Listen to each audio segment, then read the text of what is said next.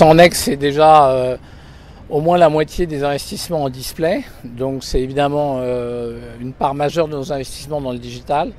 Pour autant, derrière le mot automatisation, il faut être prudent car il y a encore énormément d'humains, énormément d'intelligence humaine, de stratégie. Il n'y a pas que du robot, de l'algorithme ou de l'automatisation ou de l'outil. Programmatique égale pas un 100% automatisé. Et donc il faut bien séparer les terminologies.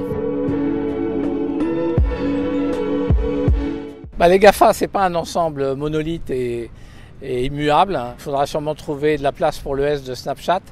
Ce qui est intéressant, c'est deux choses. La première, c'est que effectivement, aussi gros et puissant soit-il, ils sentent cette compétition interne avec des nouveaux entrants. Donc eux-mêmes ne se sentent pas si solides ou en tout cas indétrônables que cela.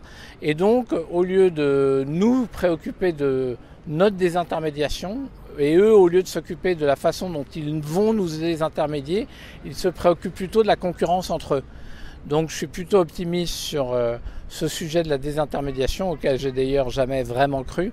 En revanche, je pense qu'il faut souligner beaucoup plus la tension et la compétition entre les GAFA et qui les occupent, eux, pas mal. Ça rejoint un enjeu qui est un enjeu de rapprochement des structures créatives et des structures médias. Le programmatique engendre une nécessité de fabrication d'une multitude de messages et que donc si on veut vraiment CRMiser la publicité, il faut que l'endroit où se trouve la data, l'endroit où est gérée cette partie-là, soit en très forte proximité, en très forte coordination avec l'endroit où est créée la publicité. C'est pas encore assez le cas et il faut en plus qu'on soit très proche de l'écosystème business de nos clients ensemble avec la création pour influer sur les produits et sur le business de nos clients avec création et data ensemble.